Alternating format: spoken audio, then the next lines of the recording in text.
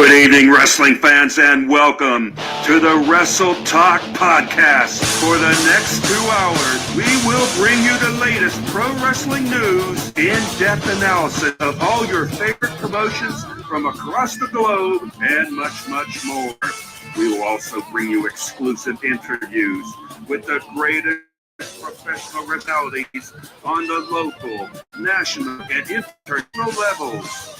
If you want to follow Wrestle Talk Podcast, check us out online at www.wrestletalkpodcast.com. You can also follow us on Facebook, Twitter, YouTube, and Instagram. And now, it's time for the reigning, defending, undisputed leader in pro wrestling podcasts, the Wrestle Talk Podcast.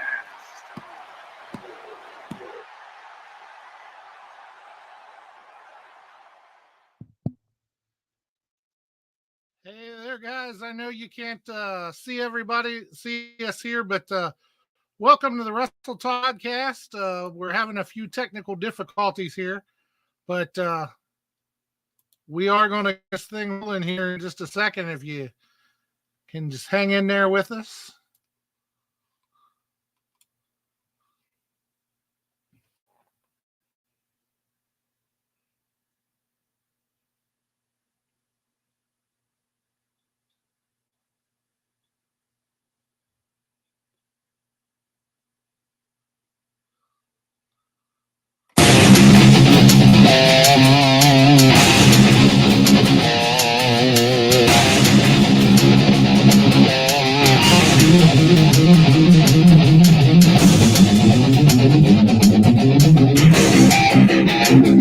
I know how this is going to turn out.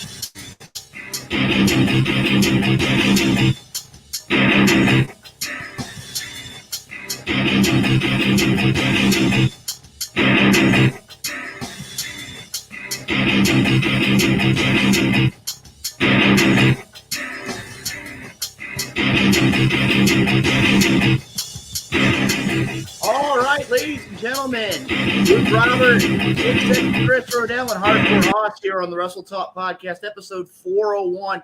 Chris, I got to tell you, man, Tonight's episode is beyond 400. I'm going to tell you right now, we are beyond done with the technical difficulties. We've got a great show here tonight. How are you doing, sir?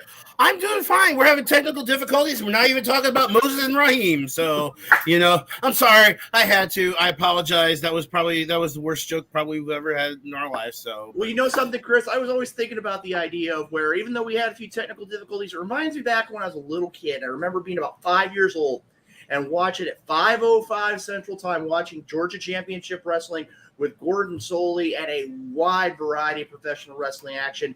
And tonight, we're going to have a great night of wrestling conversation. At 7:30, we're going to have Muckety Muck from the Arch Rival Roller Derby here on the show. And at about 8:15, 8:20, we're also going to have the Legacy 8. And I'm going to make sure I don't want to mess this name up. AJ Cazana is going to be joining us as well. Again, thank you for sticking with us. Again, technology is great when it cooperates. But I got to tell you right now, Chris, it is just hot. Unbearably warm outside. It's 100 degrees, and my fat ass ain't built for heat. So that's just all I got to say about that. Because my fat ass is not built for the heat. But I am built for barbecue.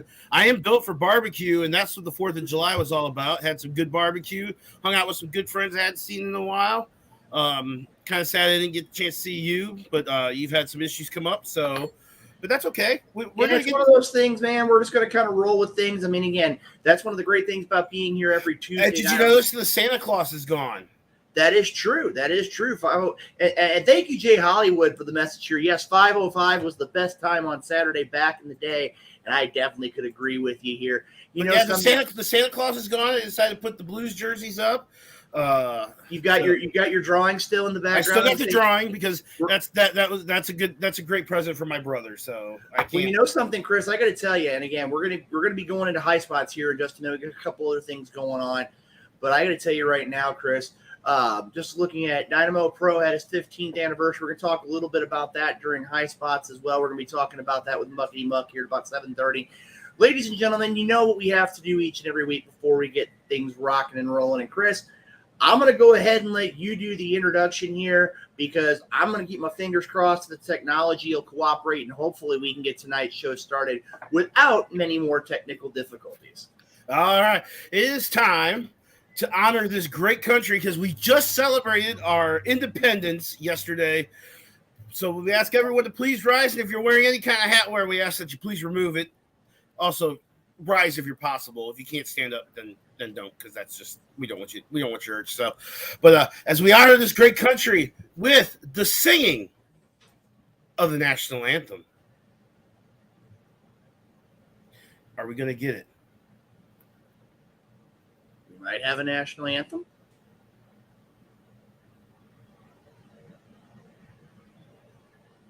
I'll sing it if you want me to. I don't think the crowd wants me to. We could take a poll on it. Should I sing it? Do you want me to sing it? Right now, we're still working on the technical difficulties here, ladies and gentlemen, as a part of the show. I'll lower my flag. Well, I can tell you right now, Chris, it's going to be one of those things of where tonight's show, we may not have music. I mean, it may be one of those things where technology is not cooperating. We've done that. We've done that before. So that is true. And I can tell you right now, not only are we going to have high spots, not only are we going to have our guest tonight, but also we're going to have the return of Big Daddy P and the Snippets of Truth. We're also going to have the FWWC later on tonight. It's going to be a great show. And you know something, guys? Technology is not cooperating here, but we're going to make things do as best we can. And we're going to be joined here, I do believe. Well, in 1 second here, we've got a message here that we're on the screen. Let's see here. We got a couple things to take care of. Is Renee on screen? Renee, you there? I don't know. We got the night out here beside us. That kind of scares me. But that's true. But let's just move on, and we'll deal with that. We'll make sure we get things taken care of here tonight on the program. Like I say, right now we're going to talk about high spots. Whoa! Take care of the sponsors first. That is true. We got a lot of great sponsors here, and we're going to talk about those great sponsors throughout the program. Let's see here. We've got the Conspiracy Farm with Pat Miletich and Jay Hollywood. We've got Interstate 70 Sports Media. We've got Me Fiesta KC Reynolds. We've got Nomelman's Barbershop in KC. We've got Esports Bar in Kansas City. Kincaid. Yeah, that is true. We've got Kincaid. We've also got and now I'm having the blank. Me Fiesta Reynolds. And like I said, we also can't leave out the FWWC as well. I mean, again, we have a lot of great sponsors that help us out. Also, totally forgot here, Rathbun Engraving, one of those great companies that provides the opportunity to buy one of those great Wrestle Talk podcast mugs. And you can also Painter's Dream Productions, who helps with our website. So, So I believe we got them all. Apparently, they're working on. Don't worry, people. You will have an anthem here soon. We're hoping to have. We do that for you. We do that for you. That is true. But you know something that's kind of strange in the idea where we got people wanting the national anthem. We've been having messages that are brought up. Well, I'm not sure about that. Your internet freezes every so often, Luke. Now it's going to my computer. I don't know what it is tonight. We're going to make on the Wrestle Talk podcast. Make sure to share us on social media. I mean, this is not normal. We're kind of in the time zone here tonight. That's okay, because we're bringing you professional wrestling information. And you know, if we get the national anthem, we're getting taken care of as best we can. But like I said, right now, let's go ahead and jump into high spots here. Yes, because we're coming off of a couple of. Well, this is episode 401 because we didn't do an episode last week because we had so much fun partying on 400. We just decided to take a week off, but that's okay. We deserve 400 was great. At least I thought it was amazing. Luke, I know you were a part of it. 400 on a scale of 1 to 10. On a scale of 1 to 10, what was episode 400? 10. You got to watch that, Chris. You know, if you don't get too far, somebody might be trying to get some royalties out of that. You know. Right. So, but no, we're Well, let's go ahead and talk about the world of professional wrestling. One of the big things we can talk about right now, and again, we apologize if the national anthem comes in. We'll stop right there and pay homage to the greatest country in the world as soon as that gets taken care of. But the first thing we got to talk about is Money in the Bank. Money in the Bank. Let me tell you, Money in the Bank happened this. I was going to say Sunday, but it didn't happen Sunday. It happened Saturday, and we had two winners. Liv Morgan won the women's Money in the Bank, and Theory won the men's Money in the Bank. And I am 50-50 on the winners. I loved the fact that Liv Morgan won the Money in the Bank because I was telling people she kind of feels like she is the female Daniel Bryan right now with the sentimental pick, at the height of the yes movement. Okay. And she got a great response for winning the title. Theory. I'd agree with you, Chris. I mean, again, they were talking about it. I was watching last night on Monday Night Raw. They said it was like 2 hours and 21 minutes. Right. Is how long she had her briefcase. And that's the thing they do with the women's Money in the Bank. They don't keep that on. I think Carmella might be the longest person that's held the title. I don't think there's been several. I know Alexa cashed in same night. Well, you know something, Chris? I got to look at it from this perspective. And you're going to find this strange. Well, I get the idea of the sentimental pick here with Liv Morgan. I got to tell you right now, I was kind of in my brain, I was thinking maybe Alexa Bliss. I really was. I was kind of thinking the idea of where they had a lot of interaction between the two of them. And I was really thinking that very well may have been what it finally came down to. But again, Liv Morgan cashing in exactly when she needed to. Ronda Rousey's injured, takes full advantage of the situation as the new SmackDown champion.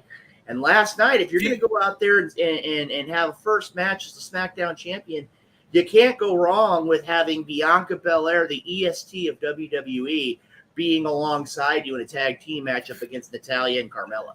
The question is do you think they hot-shotted the Money in the Bank because Ronda was failing as a SmackDown Women's Champion? Because I don't think so. And the reason why is because of the idea where, like you said, and you brought up a great point, Chris. When you look at things here, you're looking at it from a perspective of that Daniel Bryan mentality. And you're seeing a lot of Daniel Bryan and Triple H, to me, in this situation. A lot of people are figuring we're going to see the rematch at SummerSlam. And I'm going to tell you right now, Ronda Rousey at 100%, even though she may not be liked by the fans, her in-ring ability speaks volumes. And I think when you look at it right here, it's going to be one of those where it's going to make for an interesting matchup at SummerSlam, alongside, of course, that main event matchup between Roman Reigns and Brock Lesnar as well. But now we got to look at the other side of the coin. We got to look at Theory winning the Money in the Bank. Now, I got to tell you, while I see it, to me, it's not the answer. Nope. There were a lot of other wrestlers I think that could have had a better situation. When I heard Adam Pearce make that announcement, I was left scratching my head. I was trying to figure out what was going on here. And Theory right now, he loses the United States title. He gets an opportunity to compete for the U.S. Championship against Bobby Lashley. He's got that mandatory rematch. I don't know what to think, Chris. I really don't. I'm just going to kind of throw it to you here because I don't know where they go. I just think that when it comes down to it, this definitely was not the answer. So you mean to tell me Austin Theory loses his United States title to Bobby Lashley, which I can understand that because they're setting up Theory and, well, I thought they were setting up Theory and Cena for SummerSlam, but I guess they're not. So Theory loses the United States title and then deserves to be in Money in the Bank? Are you kidding me? Well, Chris, I look at it this way. You're looking at it from a perspective that things are going. I mean, it just every time you turn around, something new is not. It's not going the way of a WWE needs. And I got to tell you right now, to me, I think it definitely left a very bitter taste in a lot of people's mouth. Now, Chris, I'm going to go ahead here. We've talked about who did you want to win the Money in the Bank? Honestly, my opinion was, I think anybody that would have been there, I would have loved to either see Drew McIntyre or Sheamus win. See, I was on the Riddle train. I was on the Riddle train because then they could use that and be like, hey, they have the whole he can't face Roman. Well, he's got this Money in the Bank saying, yeah, he can. It also will help if like something happens during Last Man Standing that Brock wins and is completely beat down. Riddle can come in and make the match. So I mean, I don't know. Well, right now, I mean, again, when you sit down and you look at it, we're going to have to see a lot more of Theory in the weeks and months to come here in the WWE. I like Jay Hollywood's question. The Logan Paul signing. Personally, I could give two shits less about it, to be honest with you. I mean, he did good at WrestleMania, but that doesn't move my needle. Well, I got to tell you right now, to me, it definitely provides a little bit of interest. And the reason why is simple. You have The Miz, somebody who has consistently gets under people's skin. And now you have somebody who, in the eyes of many people, can get under their skin even worse than The Miz. That's saying something. But as we see here, I'm looking forward to it because if you go back and you look at WrestleMania, Logan Paul delivered. And I think right now, giving him an opportunity to sign a limited date contract, I'm actually kind of interested. I mean, yeah. I mean, I think it's setting up Miz and Logan Paul at SummerSlam, probably. I mean, or maybe you do a tag match and then have Miz and Logan Paul at WrestleMania. I don't know. It just, to me, I don't care. Logan Paul doesn't move any needle for me at all. It's kind of like, it is what it is. It's there, but do we need it? Well, you know something, Chris? I mean, when you sit down and you look at things right now, the WWE, and we've said it for weeks, and a lot of fans have said it for weeks, is what is it going to take to get the fans interested? And, to me, one thing that I've been seeing lately that I'm not really looking forward to either is a lot of people are wondering what's up with the Street Profits. And we look here in the comments here, Jay Hollywood bringing up a great one, needing more names with marquee value. And I'm going to tell you right now, to me, I look at it from the perspective of, I think the Street Profits have that ability, just like you were talking earlier with Riddle. Is Montez Ford? Now, this doesn't take anything away from Angelo Dawkins, because I think he is great too. I think both of the Street Profits could be single stars if they wanted to. I like them as a tag team. However, I think they could work as I think Montez Ford has that it factor. He's kind of got that same it factor as Bianca Belair. I think Bianca Belair is the star of the WWE Women's Division and will be for a long time, because she's got that athleticism, charisma. Okay, I am now quoting ACH here. Athleticism, charisma, and heart. I think Montez has that too. Well, you know something, Chris? I got to tell you right now.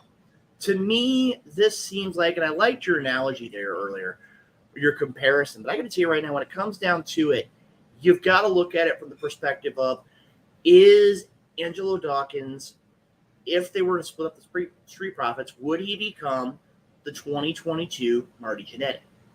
I don't think so, because I think Angelo Dawkins has just as much charisma. It's kind of like the whole. I'm afraid that they're going to ruin Angelo Dawkins like they did Tucker with when he was what was the team name? Heavy Machinery when he was with Otis.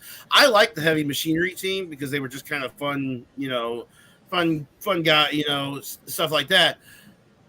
And then you don't see Tucker here right now. You see Otis puking in the ring. Well, that's something completely otherwise. Well, Chris, we're going to stop this conversation about going from Monday Night Raw and puke. This is going to be kind of one of those unique segues, because I was just made aware a few moments ago that our first guest is back in the green room, and he's a man that I've known for many, many years. And again, ladies and gentlemen, hopefully the technology will cooperate here to bring in our first guest this evening here on the Wrestle Talk podcast. Ladies and gentlemen, keep your fingers crossed, because our good friend Muckety Muck is going to be joining us here in just a moment. Let's go ahead and see here.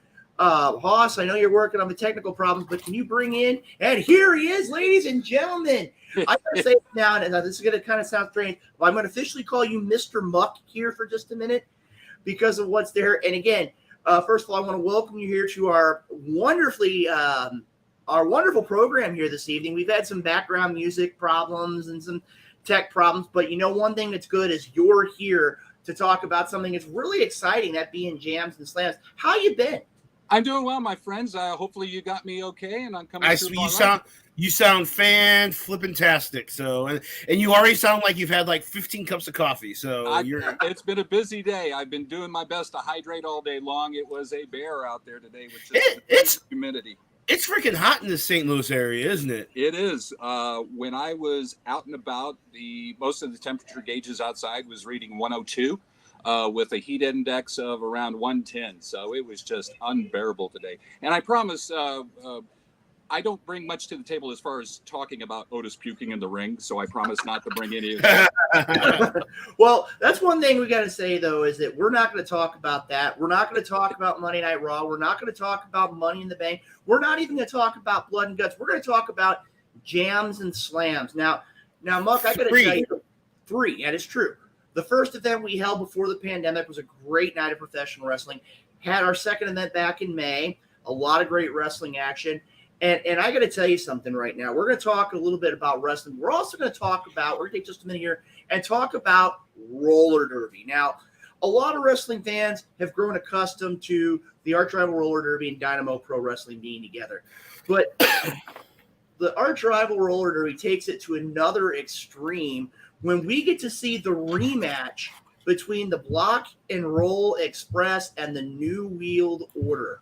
Now, I got to ask you, Muck, how did this come into being? Because I know they have regular team names and they have all those kind of. How did this all come to be? Sure.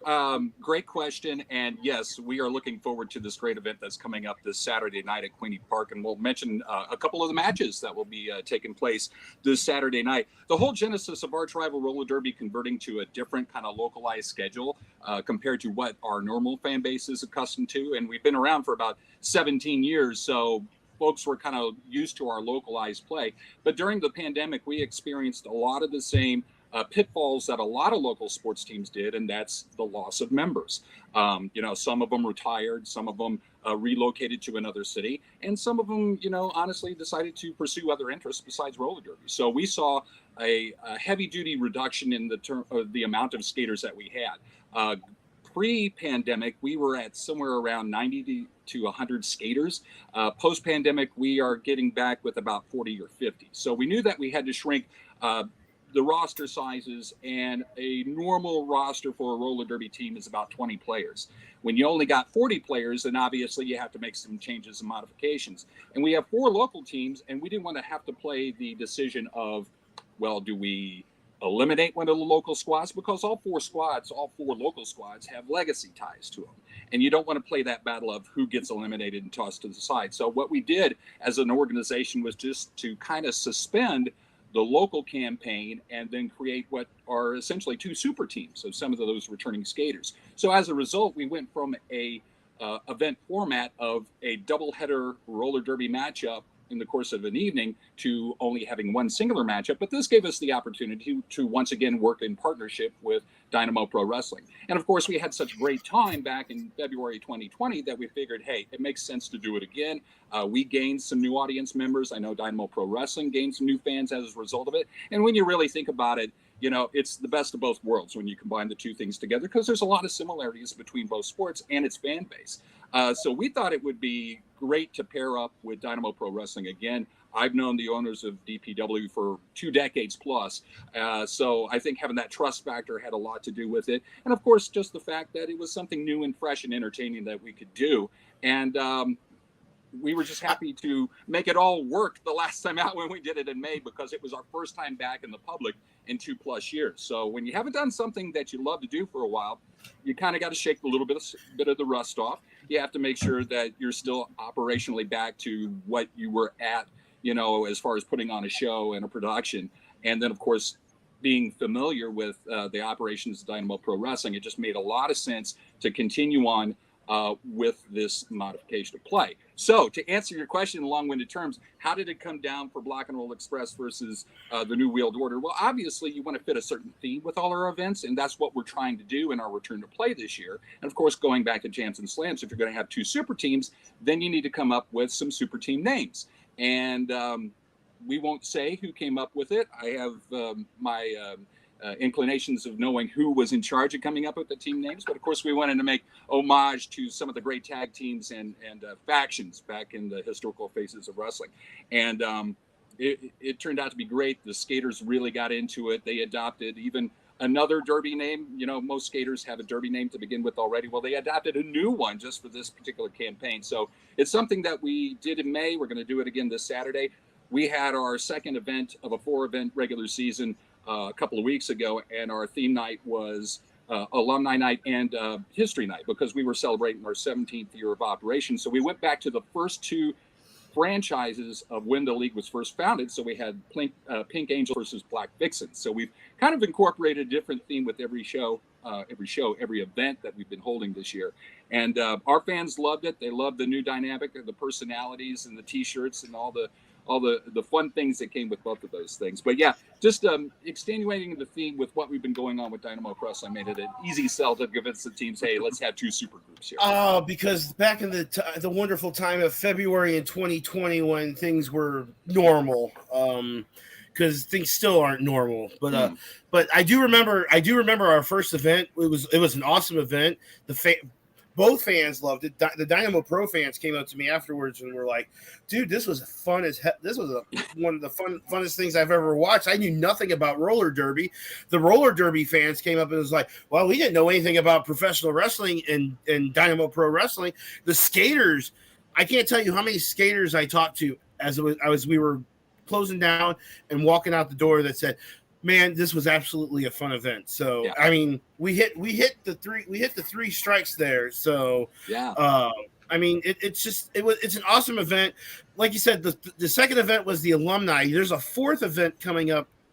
Is it later on this month or is it in August? That's going to be in August, and that is going to be changed and modification a little bit. The theme is actually going to be, it was originally going to be called the Clash for Cash, where we are actually doing payouts for the teams that placed in first, second, and third. But actually, we're going to rename it Clash for a Cause, where we are actually raising money for charity. And we will reveal those 3 charities here in just a little bit. We learned a lot during the pandemic is, we hurt a little bit, but there were some non-for-profits that really were hurting and struggling during the pandemic. So this gave us the opportunity to pull our resources together and do a fun event. So it's going to be a multi-invitational tournament. And we'll have 3 teams of 15. That's what we're slotting on right now. And we will be doing that in August. But we got to talk about Saturday night. Because Saturday night. You know something, Muck? I got to throw out some of these names here because, again, we were talking about that. Some of these names here that we're here. And again, I had to have my list because there you go. Some of them are just are totally cool. We've got Stone Cold Steve Austin. Mm-hmm. We have Checky Lynch, the Fart Foundation, Gorgeous George. The Underskater, Holly Wild Hogan, and honestly, one of my personal favorites, Tables, Splatters, and Chairs. That's just a few of them, ladies and gentlemen. I love those names, and it didn't take a lot of convincing for some of those skaters because they are lifelong fans of pro wrestling, and they embraced this new concept of adopting a new derby name and a new derby persona just for this event.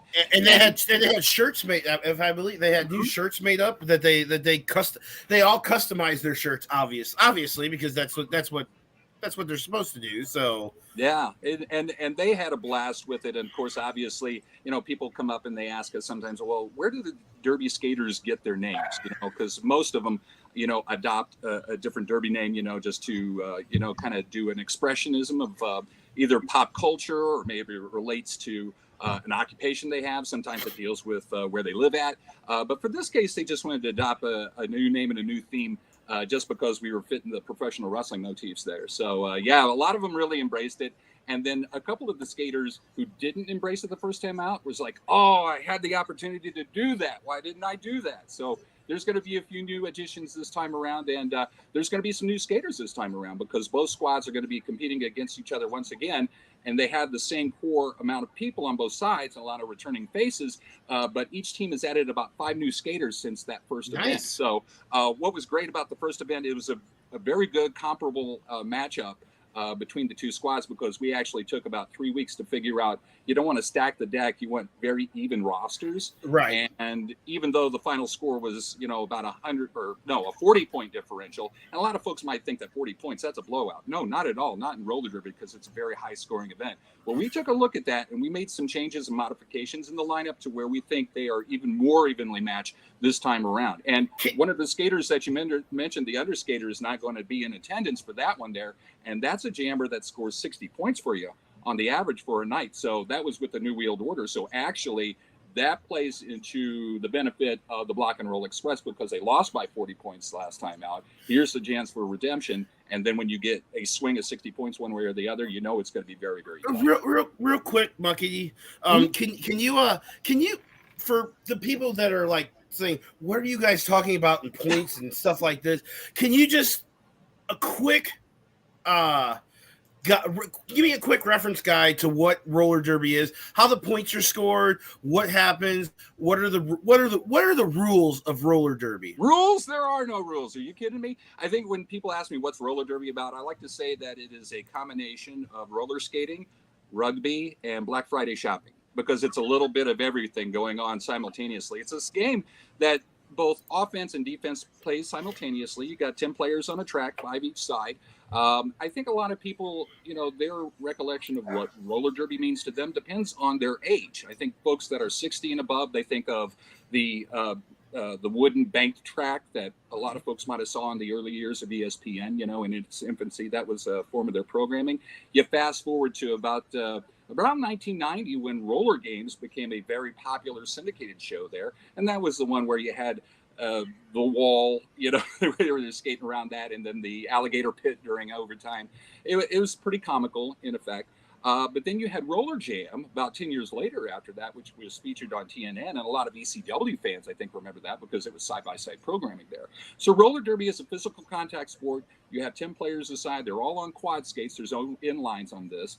And the purpose is to have your player, your jammer, your designated jammer, go out and lap the opposition. So for the first-time fan that might come out and join us on Saturday night, it may look a little confusing at first because it's like, well, who am I following and what's going on here and things like that. The things that you got to remember is the jammer is the one that can score the points. They're the ones that's designated with the star on the helmet. And their motive, their prerogative is to make one continuous lap around what's known as the pack, which is your blockers and the people that are not only helping your jammer try to escape from a pack, but to also slow down the other team's jammer. And every time that you pass a member of the opposition, a blocker, that scores 1 point for an individual. So it is not uncommon for, a jam, which is 2 minutes in length, be like an 8-0 point differential or something like that. So in a 60-minute game, it does not take very long at all to rack up 150 points per squad. So obviously the main goal is most team that scores the most points wins. It's just, it's cool because you get to see strategy. There is physical contact in this game. A lot of our athletes are former, some of them have participated in inline roller hockey, so they know about body positioning. It's not about being the toughest or strongest person out there. It's about using your body correctly and being able to, position yourself to keep the opposition at bay and let your own jammer score. So it usually takes for a first timer to come out, maybe a couple of jams just to kind of soak it all up and figure out rules to play. I'll admit my first time and then even having to be reintroduced to everything because it's been 2 years since we had one. So it's like I had to be reintroduced. And one of our wrestlers on our roster said she loved to do the roller derby before that Maddie Exodus, that she was like she was watching. I think she was watching the most intent of any of the superstar or any of our Dynamo Pro wrestlers, because she said, I remember doing this and I just want to go out there and skate. I'm like, well, I don't know. I mean, I guess maybe they might let you go out there. I don't know. We've got open tryouts coming up very, very shortly. If you wanted to shake the rust off, she's got the gear. So if she really wanted to step back in, and she's got the name. She's got the name too because she's got the wrestling name as the Monarch. So It's like. So, something, Chris. That's one of the things here, and I have to tell you, not only was she interested in what was going on the track prior to the Dynamo Pro action, she actually tried to incorporate some of the things she actually saw on the track into her matchup with Authentic Reign Victoria and the Simply Rebellious one, Ashlyn Alexander. I mean, again, it was really kind of unique to see what's there. Now, Muck, you did talk earlier on about the idea of where we have roller derby with the Arch Rival Roller Derby, and we have Dynamo Pro Wrestling. You're going to see not necessarily a traditional Dynamo Pro event. You're going to see a little bit shorter event, but I mean, when you look at it, you've seen tag team championship matches, you've seen women's championship matches, you've seen MWR Missouri State championship matches.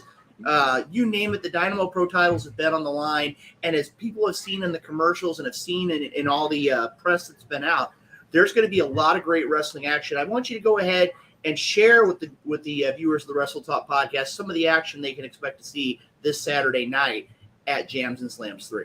Absolutely. Thank you for the opportunity. Yeah, it's going to be a fun night. And what we learned from jams and slams too, is to expect the unexpected, because that's what happened that night, as we had 4 title matches, and then we added a 5th with the tag team championships being added on the line too. I can guarantee a couple of things. We do have a title match that is going to be featured, but I think we've got some intriguing matchups. I can reveal 3 of the 4 matchups that will be coming up this Saturday night at Jams and Slams. Once again, Midwest Sport Hockey at Quinny Park in Baldwin, 6:30 is the start. And I don't know if I can mention tickets and stuff like that. We'll Oh yeah, absolutely. Yeah, we're totally cool with that. That's one of those where Okay. I know a lot of fans are going to want to pick up tickets after they hear these great matches. So Okay. let's go ahead and look at some of the matchups for this coming Saturday night. Absolutely. And this is in no particular order, but I think there has to be a little bit of eyes watched on this one here, because it's going to be the first heavyweight title defense of the new DPW heavyweight champion. That's Benjamin Trust, who won the DPW heavyweight championship 2 weeks ago at the 15th anniversary show. And this is going to be a big test for him, and it's going to be a mighty challenge, because he's going to be facing a man that's held that title multiple times, as it will be lights out Adrian Surge going against Benjamin Trust for the DPW heavyweight title. So, and that one's going to be interesting, because we know how surly Adrian Surge has been since he lost that title, a couple of years or in not all that long ago. He wants that title back, and he wants to do it on his home turf. He wants to do it against a man who he knows that he thinks he can beat. And of course, Benjamin Trust, it's a lot different when you are the hunted compared to being the hunter. And there's going to be a lot of pressure on his shoulders to try to not only survive, but of course to defend that championship. So we're going to see, Oh, go ahead. How surprised were you? Because I know you were at the 15th anniversary show, because you're big into Dynamo. Jim and Crystal for almost forever. Were you surprised that Camaro was the first one out of that that fatal 4-way match? I was because you saw him at Jams and Slams too. So I mean, what was your thoughts on that? That's always kind of the big battle in one of those 4-way matches, is that the champion can lose his title. And seeing him being the first one eliminated was pretty shocking. You could tell he was really upset after that occurred, because, you don't get a second chance in an opportunity like that. And essentially you're going to be sitting in the back watching 3 other competitors, now fight for that open championship. So I know it had to be heartbreaking. I know a lot of fans were shocked in the audience. Of course, obviously people had their particular favorites that they were rooting for, and you had 3 other contenders that were definitely worthy of the title.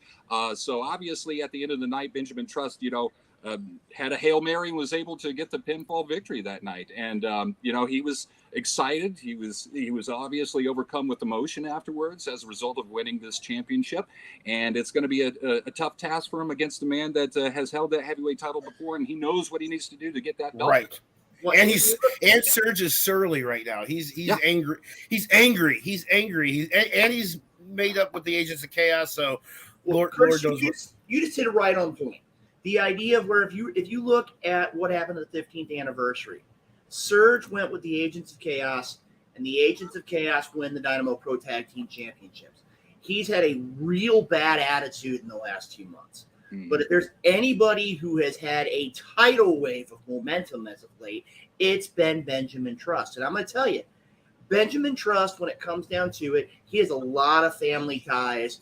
He kind of had the home field advantage when we were at the Sports Academy. Mm-hmm. Now let's see what happens. Like Muck said, you have the man who is now the hunted, and he's going into unfamiliar territory against the man who's a former 2-time Dynamo Pro heavyweight champion.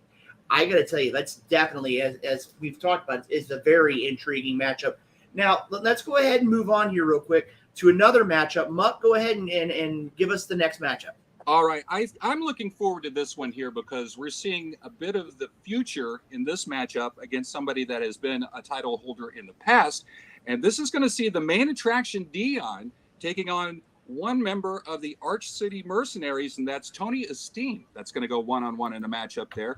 I think that's going to be an incredible matchup, and we've seen Dion really shine in the area the last couple of months. And this is going to be a big test, because Tony Esteem, as we saw at the first Jams and Slams, we had the Arch City Mercenaries against Dion and Ricky Rodriguez. That was almost a title switch right then and there itself on that night. So I think that's going to be a fun matchup there, and we'll see, the high-flying attraction of the main attraction. We'll see how Dion does.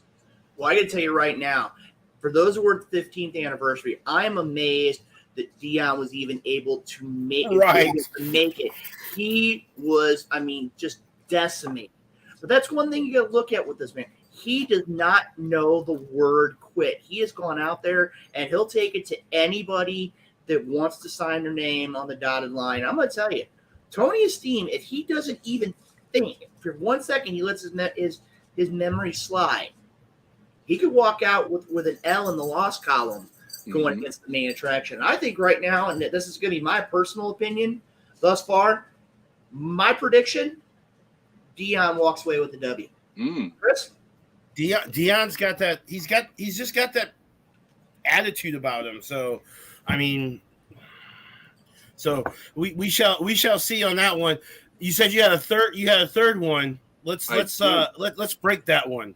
Okay, this one's going to be an interesting one. I think the fans are going to get a real treat out of this one because we did talk about Maddie Exodus and Ashlyn Alexander. Their rivalry is going to continue on in tag team action. My friends, we're doing a mixed tag team match, and that is going to consist of Maddie Exodus, and her partner will be Ricky Rodriguez. Oh. They will be battling Ashlyn Alexander and her partner Jackal. That's coming up on this matchup here. So there's a lot really intriguing about this matchup. We know the long storied feud between Maddie and Ashlyn, and we know about the long history between Ricky and Jackal. At one time, they were tag champs. So that's correct. So you know that there's a history, and as a matter of fact, when they lost the tag straps, that's when Jackal turned on Ricky Rodriguez, and they were no longer friends. They were foes. I was gonna say they weren't just partners. They were like literally like best friends. And whenever those two get in the ring together, Lucas called those matches. They're fighting. Ricky's mom still has never forgive Jackal. Well, Chris, you got to look at it this way. Again, Ricky Rodriguez, former Dynamo Pro Tag Team Champion. He's really cut his teeth in Dynamo Pro Wrestling. And Jackal, and Muck, you've known Jackal like myself for better part almost of 2 decades. Yep. Jackal has consistently kept right on the edge. To quote Dusty Rhodes, talking about living on the edge of the lightning bolt, that's what Jackal's done for his entire career. And you're looking at the ladies in the same avenue. Maddie Exodus is not the biggest competitor. She goes out there and brings it each and every time. And Ashlyn Alexander is really coming into her own. This matchup has all the components to be one of the matches that a lot of fans at Jams and Slams 3 are going to take away and saying that was the match that excited me about Jams and Slams. And I think that's the same with like Maddie and Ashlyn. You got to give them time in the ring, and I think having Ashlyn with Jackal is probably one of the best things that you could do because Jackal's been around. I don't think Jackal's ever wrestled anybody his size. He's always been that short. Back to the GCW days, Muckety Muck probably remembers Jackal back in GCW. Sure. I was there when he started, and what a career it's been. And he's learned and he's grown a lot in terms of his quality of wrestling. Obviously, all those years of just plying your trade is going to make you a veteran, experienced wrestler out there. And I think that's good partnership, I think. Obviously, using that sage advice that I'm sure that Jackal can give. And, of course, we know that Jackal has a mean streak in him, and Ashlyn's not afraid to tie it up with anybody as well. So, really, that could be a dynamic duo there. And although it is set up as a mixed tag team match, which means when the women enter the ring, they tag out, then the men enter the ring.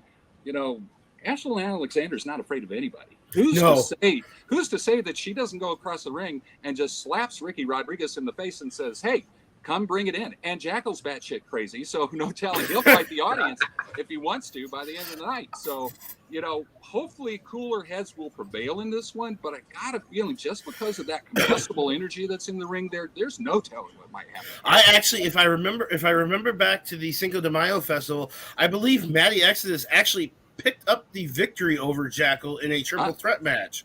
Okay. I believe so. So, Jackal's not going to be afraid of Maddie's not going to be afraid for a fight. You know what they say, those short girls, they're a little crazier. So, but no, Maddie is so awesome. She's one of my favorite people. And we were talking on Saturday at the 15th anniversary show, someone that really impressed you that's probably not going to be on Jams and Slams 3, but you were really impressed that Tommy Davis stepped up against Camaro Jackson. I was, and that was my first chance that I ever got to see him.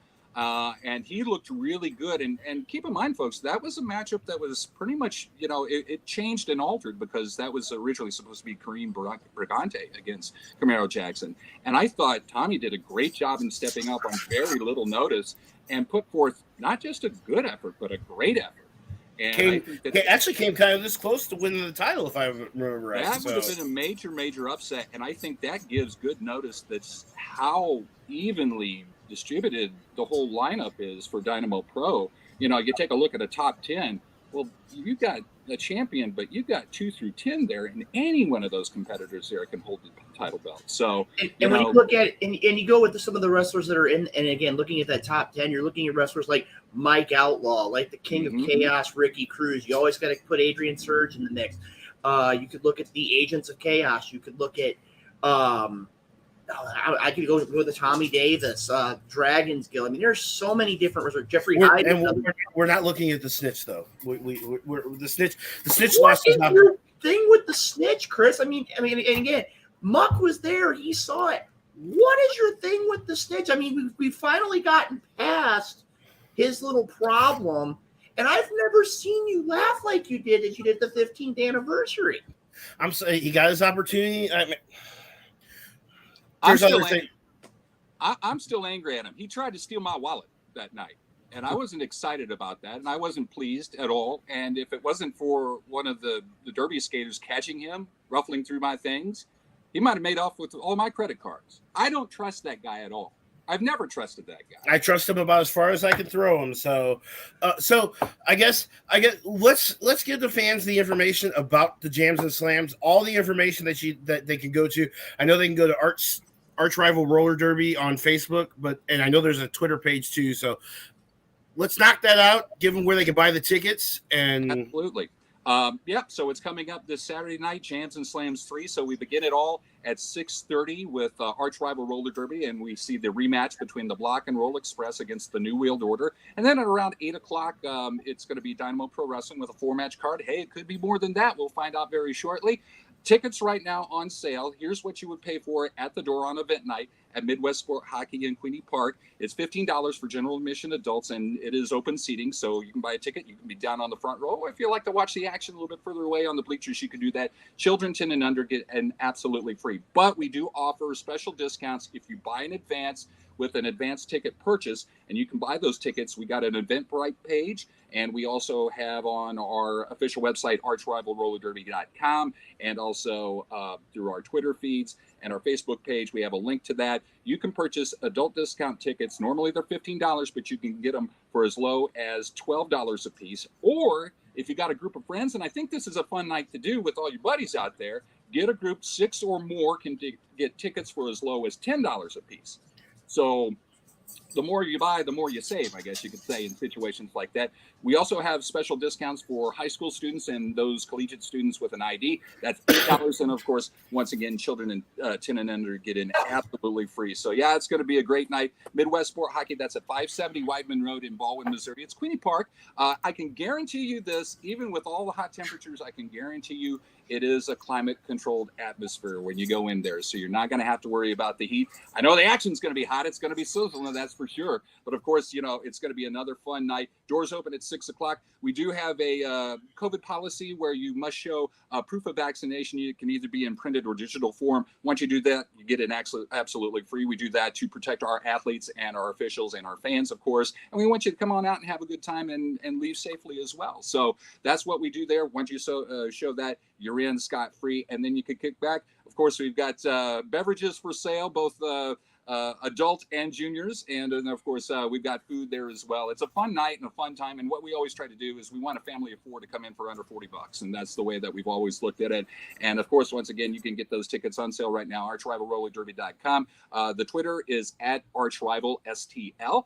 And those advanced tickets go on sale until midnight this Friday. So if you wait till Saturday, you're going to pay a little bit more at the door. So it pays to make that ticket purchase early. And So it's a fun night. It's a fun night. And don't you have also merchandise available to purchase at the event? Though, with I believe I saw some shirts and other things. Yes, we do have arch rival apparel, of course. We've got scarves, although you don't need it at this time of the year. That actually not at all. You can stock up and get that Christmas stocking stuffer early on. Stickers, buttons, I do believe koozies, pint glasses. We're unveiling some new shirts this weekend, as a matter of fact. So yeah, we've got all kinds of things. We also do a charity 50-50 raffle drawing for a local non-for-profit. Every year we always team up with a local charity, a local non-for-profit from the St. Louis area. This year it's Casa of St. Louis, and what we do is we sell raffle tickets. And actually what occurred the last 2 times that we've done these drawings is, of course, obviously the charity gets half the money, but then somebody who has a winning ticket gets the other half of it. Well, just out of the goodness of their hearts, they decided to donate their winning share of the pot to the charity. So not only are you participating in a fun night of roller derby, but you're also helping out a good organization as well with Casa of St. Louis. And of course, you're enjoying the great action of Dynamo Pro Wrestling. And I'm excited about this. You know, we were really excited about teaming up with DPW once again. And we thought it was so nice we should do it twice. And that's why we're doing it once again. And these are just 3 of the 4 matchups here. I can't wait to see what also is behind the curtain. We should get to know that one here shortly. Or maybe we'll just have a little bit of a surprise. You don't know. We'll find out this Saturday night at 6:30. Doors open at 6 o'clock, and it's free parking. Maybe Luke will get in the right. No, we don't want that. Well, No. Well, I gotta tell you one thing though, guys. I mean, not only are you gonna get the opportunity for the low price of $10, $12, $15, depending on your situation, the opportunity where you get to see great roller derby, great professional wrestling, and if you participate in that 50-50, I've had a lot of dealings with Casa here in Illinois. Court-appointed special advocates is very, very important to the community, and being able to participate in the 50-50 drawing and being able to give money to help them out. They are a great charity. And again, you can do lots of great things. You can get some great merchandise to support your favorite roller derby player or Dynamo Pro Wrestling as well. Again, for more information, Arch Rival Roller Derby on the web as well as social media. Muck, it's always an honor and a privilege to have you here on the program, and look forward to seeing you this Saturday at Queenie Park for Jams and Slams 3. I can't wait. We're excited about it. And of course, I know the fans are salivating to get to this one too. We look forward to seeing it. And if you're a first-time fan of or first-time attendee of roller derby, we think that you'll like what you see. We always like to say that if you're a fan of Arch Rival Roller Derby, you won't be disappointed. And if you're not a fan of Arch Rival Roller Derby, well, come Saturday night, you'll become one, because we think that you'll like what you see. And of course, partnering up again with Dynamo Pro Wrestling and the fantastic organization and the athletes that they have, I think it's going to be another big thumbs up by the end of the evening. I agree. I most definitely agree. I became a fan the first time I saw it. I was like looking forward to like more events with us, but you know, the world went crazy on us in 2020. So, but we're happy to be back, and we're gonna have some fun this Saturday, and let's rock it out. Yeah, cannot wait. Thank you very much for the opportunity. I appreciate it. And fans, hopefully you come on out. And if you can't, hey, who's to say that we don't do this again? Because we're not going away anytime soon. And we will definitely for 17 years. We're not folding anytime soon. Pandemic. And we will definitely share. We will definitely share your information on the Wrestle Talk Podcast social media channels. Awesome. So Muckety Muck, it's been great to see you. We'll see you Saturday. It's good to see you this past week. So just stay out of trouble. Don't drink too much coffee though, because you're. Oh no!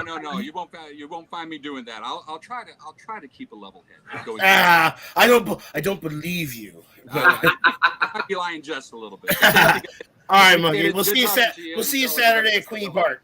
You betcha. Thank you. All right, ladies and gentlemen, Muckety Muck in the first hour of the Wrestle Talk. Man, he makes me tired. He's got so much energy, man. I mean, okay, here it is. We got to set it up right now. Muckety Muck and Sonny Money Man.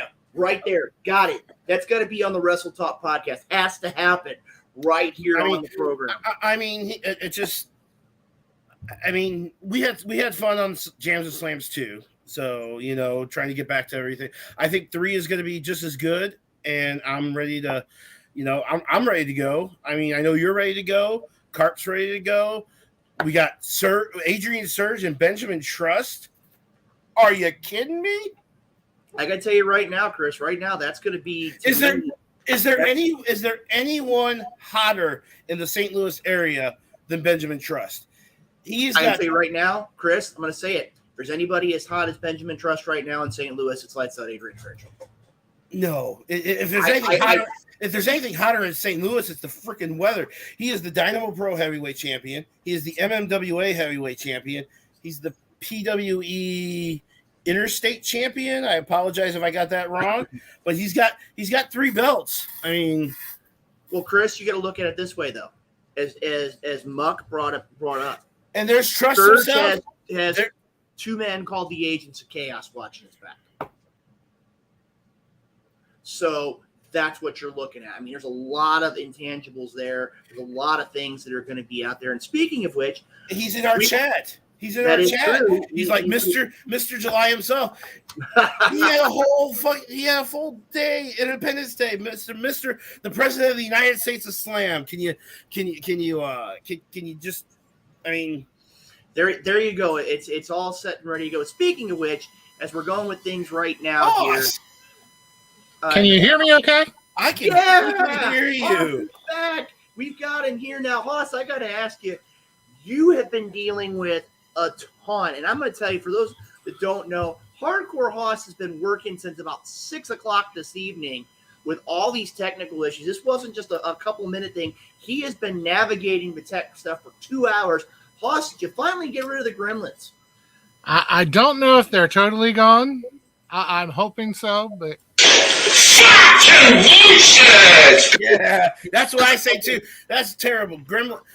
Well, you know something though, guys, and one of the things we got to look at here, we talked at episode 400 about bringing back a very good friend of ours, a man who has been around the Wrestle Talk podcast for many, many years. And Hoss, is he in the green room?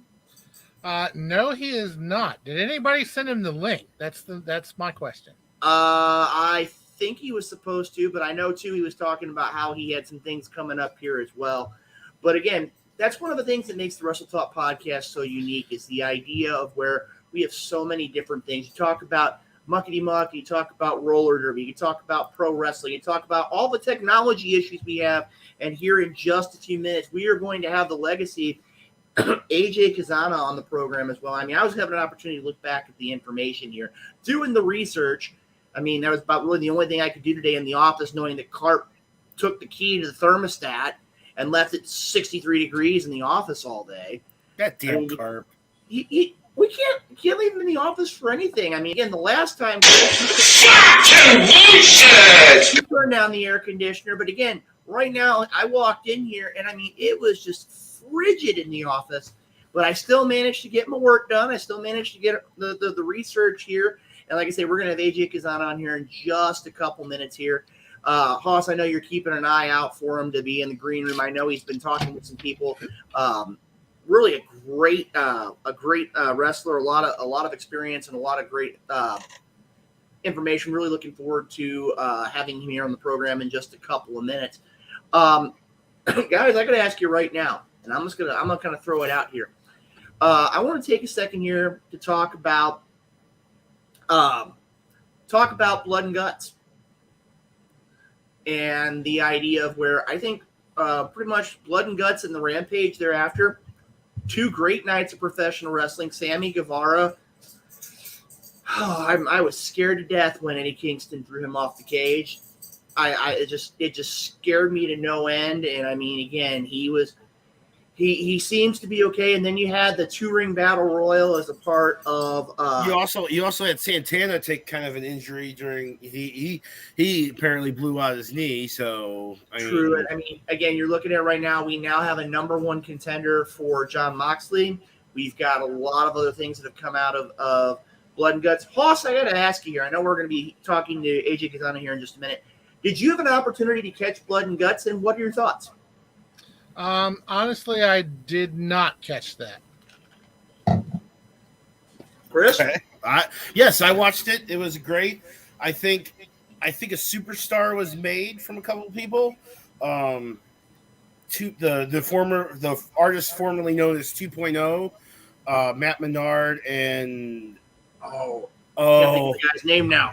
Right, but either way, I think they made their stars. Eddie Kingston is just freaking hilarious. Jericho is a wizard. I mean, Claudio Castagnoli. right. So you kind of got that little bit of rivalry between Claudio and Eddie. I want to go back to Forbidden Door. Did Claudio bury Zack Sabre Jr.? Would you consider that being buried or just a hot talking debut? I gotta tell you right now, I have always been a fan of Claudio Castagnoli. Had an opportunity here in St. Louis many years ago to be in an event with Claudio, and I mean, great in ring competitor. His strength is unreal, and as Brian Danielson, I almost said something that would have made the WWE happy, but Brian Danielson said that he had found somebody who could match Zack Sabre Jr., and he didn't disappoint. I think it's one of those where it was a good matchup. I really think we're going to see a lot more, hopefully, and I don't look at it this way. Hopefully we don't see what AEW has kind of come into kind of a reputation of having somebody come in, be there for a couple months, and then they kind of get pushed to the side. I mean, you've got your Brian Danielson, you've got your Adam Cole, who I guess what I've heard is dealing with some nagging injuries like concussion as well. Christian Cage is another one where they come in there a couple months and they're kind of pushed off to the side. And I really hope it's not the case with Claudio, because Claudio is a phenomenal in-ring wrestler. And I'm going to tell you right now, I can even go back to the days of Sweet and Sour Inc. and the Kings of Wrestling back in Ring of Honor, Chikara, Combat Zone Wrestling. Claudio Castagnoli is the complete wrestler. And I got to tell you right now, as it stands, Claudio, by signing with AEW, not only is he all elite, I think the name fits him to a T, and we're going to see a lot from Claudio in the weeks and months to come. So you kind of heard that with Pac winning the title. I just saw that Tony Khan said that the AEW, whatever the Atlantic title is going to be called, is going to be more of an international title because Pac headed back to England, and he's going to defend it on a Rev Pro show. So, I mean, is Pac underrated in the States? I got to look at it this way, guys. I mean, Pac has always been a great in-ring competitor, and the opportunity for AEW to actually have a championship that's being defended outside of the U.S.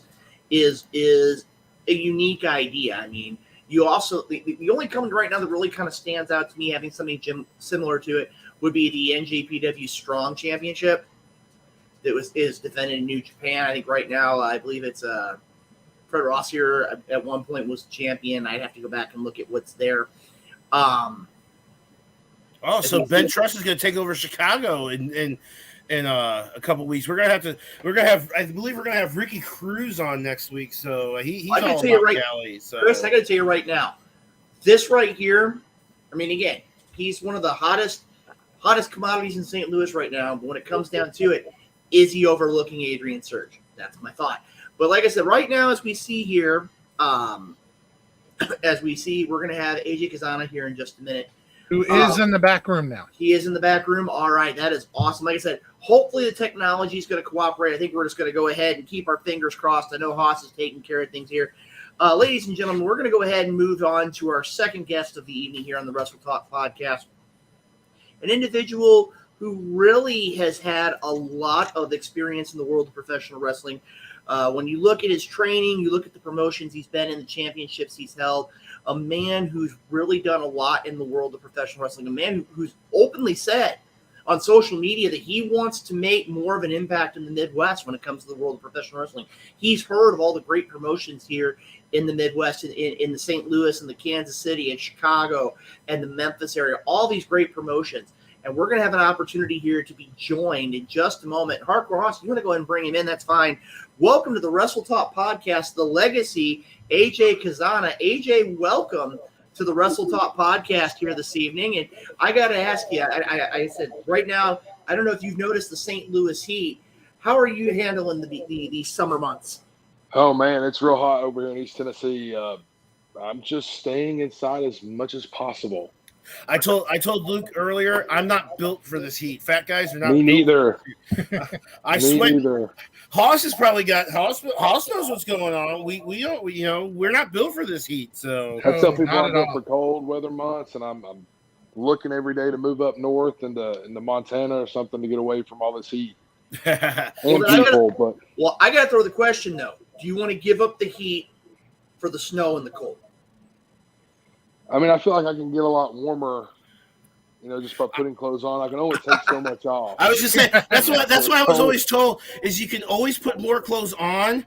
You can Mhm. only take so many clothes Oh, off yeah. before you probably get arrested. I'm just saying. So AJ, I want to talk to you a little bit. I was doing some research into you. I saw your That's resume. scary. I saw your resume, and there's someone that you were trained by that I honestly think goes really, really under the radar. And he's trained so many people in the Midwest. I mean, not even the Midwest, all over this country. He's got his handprints all over a whole bunch of people, and that is Dr. Tom Pritchard. Tell me, what has Dr. Tom Pritchard meant to your career? I would probably not be in wrestling if it wasn't for Tom Pritchard. As you know, my dad wrestled, but I don't know what kind of relationship you have with your fathers, but I don't listen to my dad very much at all. We butt heads. We're very similar, but Tom Pritchard is not. I'm not gonna say single-handedly the reason I am where I am this early in the business, but he has impacted my life tremendously. And I'm not gonna tell you he's the greatest trainer in the world because he would hate that. He's definitely top 2 at least. I don't know of another Well, person in front of do you him, feel but do you feel he's underrated in that term? Do you feel like that people are missing the boat that they didn't get a chance to train? Because I've known a couple people in the St. Louis area that have trained with Dr. Tom. Sadie Blaze has been part of Tom Pritchard. So it's like, is he? Do you feel he's underrated, or does he get? I don't think he's underrated. I think when people see Tom Pritchard's name on your resume or they hear that you're trained by Tom, they know exactly what they're getting. What I think is that a lot of people are missing the boat because they'd rather go train other places, which is fine. There's lots of great training schools out there, but they'd rather go train other places that aren't a little sweatbox in Knoxville, Tennessee, that might be down in Atlanta, Georgia with ties to a bigger wrestling company, that might be out in Texas with bigger, you know what I mean? Like there's guys that have connections currently within companies that people are like, yeah, I wonder if I can go get that. But they're missing being trained by the best trainer in the world. Well, I got to tell you right now, AJ. I mean, again, we had an opportunity to watch a couple of your matches there. In fact, you're representing the NWA Power. Oh, Have an baby. opportunity on NWA USA and NWA Power as well. One of the things you got to look at is the analogy. The proof is in the pudding. If you can look over your shoulders, I mean, you got 2 championship belts behind you. I mean, you got the SPCW Southern Pride Championship. The other title, I'm not as familiar with. Can you tell us a little bit about that one? Well, that one was acquired recently after I went and smacked the taste out of a kid's mouth on a podcast from Morgan County Today. That video apparently is circulating Facebook land. This is the Truth and Liberty Championship, a little Morgan County promotion. The guy runs the Moco Today thing, and the same thing happened with this title. I just took it, and there wasn't anybody in the building man enough to stop me. Eventually, I did prove my worth, if you will, to earn the title of champion. But I don't know. I figured it would look really good in my bedroom, and it does. It looks fantastic. So. Well, I saw, and I'll jump in here real quick. I saw that on your schedule that you're going to be in the St. Louis area for NWA 74. What does it mean to you? Were you in for NWA 73, or did you join them just after that? I have had the opportunity with the National Wrestling Alliance since last December. I've not even been around it 6 months. My first taste of it was Power Trip, the original one, the first one, I think last year in November. I got asked to go back to Atlanta to help out with some ring crew stuff. And I was just biting the bullet, biding my time, until I got the opportunity to step in the ring, because I know, like I'm going to toot my own horn again, little Arn Anderson, toot. I'm pretty good at what I do sometimes. And I just needed an opportunity to be in front of those guys to show them that I can be the guy that you build your company on. but no, I wasn't a part of 73. Honestly, didn't really follow NWA all that much. I did a little bit. They kind of were coming out of obscurity, if that Right. makes any sense, when Corgan bought him a few years ago. When Mr. Corgan, excuse me, that's my boss. He bought it, but it's skyrocketed. I watch as much of it as possible because it is, in my opinion, the best product as a whole in professional wrestling right now. I know Luke's gonna probably laugh at me for this, but I'm gonna warn you: coming to St. Louis, if 2D Lynn is on that show, she's gonna get the biggest response of the night. It doesn't matter. And she's a great wrestler too. She's awesome. Her and Kylie Ray have a good team going together in NWA, and so the world's heavyweight champion. Trevor's going to be there, Trevor gets a good response here. 2-time NWA World Champion. Shout out Trevor Murdoch. 2-time. Well, I got to throw this out here, though, AJ. I mean, again, you've got a great background of training. I mean, looking back at the information, Dr. Tom Pritchard, you've also had some dealings with the Pritchard's Jacobs Academy. Can you give us a little bit of insight as to, again, I know you've been around professional wrestling for a while. What would you tell someone about the Jacobs Pritchard Academy? If you were going to do almost like an advertisement for why do you need to be there? It's you never know who's going to stop by. That's the thing. It's like my class, we had Bruce Pritchard stop by. We had a couple other people stop by. But you get to be in the ring with Tom Pritchard. That's kind of cool in itself. Tom Pritchard is, again, the greatest trainer in the world. Glenn, Mr. Jacobs is always around. Mayor Jacobs when he's not dealing with political dealings in Knox County. But you've got guys like Sheamus. I know it's been there. FTR has been through there. Natalia, Bailey, Sasha, like these stars that always come back when they're near Knoxville or traveling through Knoxville, they will stop in. They'll call Tom. I know 10 guys in the NWA right now that if Tom Pritchard would say, hey, if you're in town, you want to stop by, or if they're in town, they'll call him to go by. Like he impacts people's lives so much, you really never know who's going to be there. Not only is it a great training program that will get you ready for this business, it's the ability to make a network, a huge network, and make connections with people within established wrestling companies is there. And I think that's one thing that allows JPWA to thrive. And then the family environment, man, it's all one big family. Like when I travel with guys that I don't even know, but that I know are JPWA guys that we just happen to go to the same school. We met once or twice, and we'll hop in a car together and get going. Well, one of the things you got to talk about too, and I mean, that's one of the things I learned being around pro wrestling as long as I have been. If you want to get your name out there, if you want to be in the ring, and you want to make yourself go to the next level and the next level, it's not uncommon to jump in a car with 3, 4, 5 guys and travel 5, 6 hours. There's some of the best road trip stories. That's a lost art in this business right now because people don't want to jump.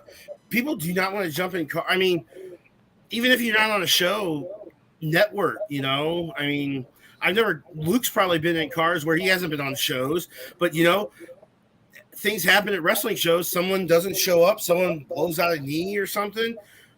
Luke might have been on a show. How many times have you gone to a show in a car and been put on a show? I mean, probably. At least 10 times.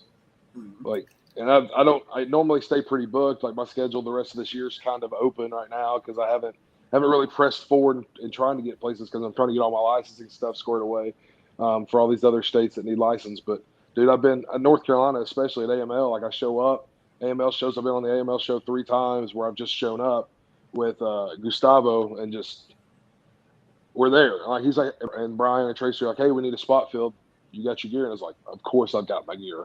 I'm a professional. You always said, Luke, how many times have you always said take your gear to a show? Even if your gear with I'm just a ring announcer, but back when I was a referee, I would always have my ref gear and Luke, I know if we ever go to a show just visiting, Luke has his ring announcer gear, and I believe at times he's had his referee gear because that's what they always say is carry, especially just if you're a worker, carry a ref shirt, carry a hood, carry some gimmicks. Like I've got 4 or 5 different gimmicks that I can use if we need a finish that's a little screwy. Like, should every wrestler have a mask gimmick that they use that introduce yourself into the territory. I say territory because I'm an old guy, but Sure. but I want a mask gimmick, but I've got this beautiful face. It's hard to cover, but I do have ideas for a mask gimmick eventually. But again, like I'm a big guy. I've got tattoos that are very. you just have to very you have to hide noticeable. It's you have hard to hide you have to hide the you have to I hide have to wear my the all black Under Armours. You know what I mean? I have to wear the compression shirt, the long pants, and I would have to wear everything different. But yeah, I've got a hood that I like to wear. That if I need to wear it, I can wear it and go do a job or go just wrestle if you need an extra wrestler. Yeah, well, Right. we'll give you an idea. I mean, again, not just from the idea of being a professional wrestler. I mean, again, I haven't wrestled Chris, 7 or 8 years. And you sit there and look at some of the things. Well, some would say more than 15 years since you've had a really good match. So, oh, that's true. But you have masks from Mexico. You have masks from different promotions down. Went to West Virginia and had an opportunity to acquire things like that. But I mean, again, when it comes down to it, you always have to be prepared. Now, I'm going to throw this one out here at you, AJ. Going back and doing my research, not only did you have a very well-rounded training in the world of professional wrestling, but you also had a lot of background experience outside of the wrestling world in the world of athletics. Can you share with the viewers a little bit about your background history before getting into the world of professional wrestling? Well, I played football for almost 20 years. If I'm not crazy enough to get into pro wrestling, I was also destroying my body before it. nice. Played football, walked on at the University of Tennessee, had a really good opportunity there, suffered an injury and decided, you know what, maybe it's time to just hang up the cleats and go pursue something else. Got into amateur wrestling at that point.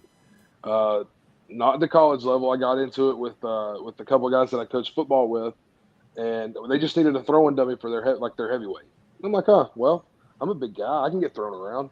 And started doing that, fell in love with it, started really taking it seriously and training and everything. It's been 10 years, almost 10, 11 years of that. I still shoot around every once in a while when I go over to CAK. I enjoy mixed martial arts. I enjoy just yoga. I do a lot of different athletic things, and then I like to push a little weight on the side. So, I like to imagine I'm well versatile in the world of athletics. And AJ, I would agree with you. I mean, again, having that amateur background. I mean, when I was younger, I had an opportunity to be amateur wrestling and judo. And again, it's one of those things. A lot of people want to go out there and they want to be particular with one style. And if you can go out there and learn things like amateur wrestling or different types of martial arts, you're going to have so many different styles. I mean, when you come down here and you look at your resume, I mean, again, you've got places like WLW, AML, OVW, the National Wrestling Alliance. I mean, you've got countless promotions that you've been a part of. And again, it all shows your versatility inside the ring and your dedication to the sport. Now, I've got to ask you, one of the promotions we talked about here was SPCW, the championship that you got over your shoulder. Can you tell us a little bit about SPCW and how your reign kind of came into being? Well, you want me to? You want the shooting side or the working side, pal? Whatever works. Because it's both. It's basically the same. When I broke into the business, I had a tag team partner. We tagged a little bit. He got hurt. I started doing single stuff. Matt and Johnny over at SPCW. It's not a massive promotion. They do put about 120 butts in the seats, which is a sellout in their building. They pack the place out. They put on good like Southern wrestling, and those guys. It's in La Follette, Tennessee, which is right outside Rocky Top, Tennessee, which is about an hour and a half north, or about an hour north of Knoxville. Which sounds like a town of probably 1,000 people. There's smaller towns, but that's where wrestling thrives, I think. Or those small. Those are the people that are true fans that aren't. I'm probably going to catch heat for saying this, but aren't indie internet marks. You know what I mean? Like the smarks. So they get on here and talk about never. I'm not going to get into it right now. That's way. I don't want to get canceled from the wrestling scene this early in my career. But you got to keep it on the level here. But I respect all wrestling. I do. But I know there's some stuff I won't do. And I make fun of those people that do it because I know I'm too much of a coward to do it. and they know that. But no, the SPCW is great, man. It's a great little family environment. I won this title. Well, I won this title at Caged. I think it was called Caged Aggression. It's a Thanksgiving show they do every year on Thanksgiving night. Every match is in a steel cage, and I was in a gauntlet match with 4 other dudes for the vacant title.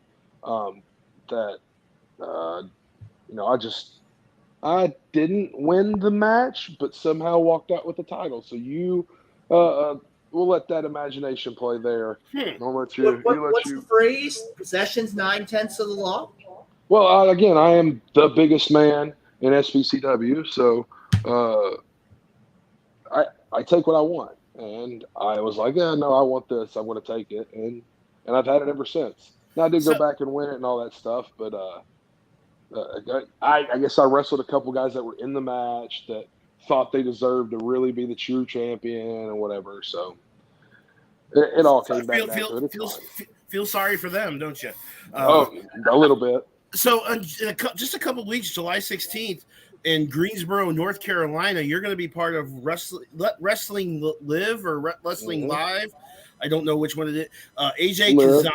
Live. Let Wrestling Live, yes, sir. Let Wrestling Live. AJ Cazana is going to take on Omar Amir. What can you tell us about that match? Omar Amir was technically my first match when I got into training. I was only about a month and a half into training. Now, I'd been doing it a little bit before. You guys, I don't know if you guys know this. I'm not even 2 years into the business. I graduated JPWA August 2020. Oh, yeah. I've been around it my entire life, but I'm still barely in the business. But with that being said, you can see I don't like to wait on anything, so I like being that guy of exponential growth, if you will. But Omar was my first. I was in a triple threat match with him at a show here in Knoxville. Mad respect for Omar. Omar's done a lot. He had a tricep injury, I believe, at one point where he had to vacate his title at OVW. And all that good stuff. He's now their champion. I think he's the OVW heavyweight champion again for now. I don't know what's going on at OVW, but there's a lot of shenanigans afoot there. I know there's a lot of. I saw a video of him get laid out by the Dark Clouds, so that's always fun. But I'm excited for that match, mostly just to show him how much bigger and better I am than he is now. So. And I'm going to throw it up to Haas because I believe Haas has seen you wrestle before up in the, I believe. I would like to apologize. I believe it was up in the West Virginia type area. I mean, I'll let Haas take that. Haas, go ahead. Yeah, I've actually followed his career for a little bit now. I first learned of him when he was East Tennessee champion at School of Morton. Mm-hmm. And then he came down to WDWA and wrestled a couple matches there. Mm-hmm. So I actually got to see him wrestle at WDWA. So I have learned a few things, though, throughout this research and everything. And we do have a couple questions from a viewer as well. He was wondering if you could talk about Joe Cazana wrestling against El Gente in WCW. El Gigante. I mean, I've seen the match like once. It was like 3 minutes long. But no, White Mike out of North Carolina loves that match, and I think he only loves me because of that match. He's made that known. He said, "Dude, why didn't you tell me your dad wrestled El Gigante?" I was like, I didn't know it was relevant to the conversation. I mean, El Gigante wasn't really even that great of a. I mean, he was a 7'5" guy. I mean, it's hard to be that big and under control of everything going on around you. And but no, as far as I know, like the match that I watched was, I mean, it was a good little match. It was a get over match for El Gigante, and my dad went out and made him look like $1 million. He got paid. He got paid at the end of the night, so it's all. Bid me, pay me, baby. Bid me, pay me. All right, or he got a hot dog and a handshake, depending on what. I mean, I've heard WCW used to pay pretty well. back in the day. I believe it.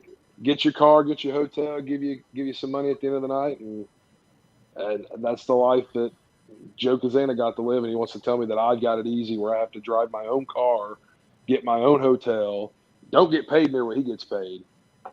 I don't know if you know this, guys. Wrestling was huge. You've probably been paid a hot dog and a handshake before. I mean, usually on a voluntary basis. I'll tell if it's for like we did a benefit show for Axe and Ray. I said, dude, like, hey, dude, I enjoyed it. I got to wrestle twice. It was a fun wrestling environment, and I'm like, you know, man, you can buy me dinner one day and we'll call it even. And he's like, right. That sounds good to me. All right, I'm sorry. Go ahead, Hoss. I apologize. And then one thing I came across was Joe Cazana Promotions.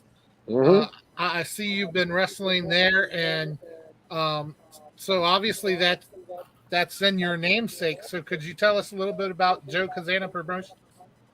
Dad has been running JCP for going on, 2022? About 7 years now, 6 or 7 years.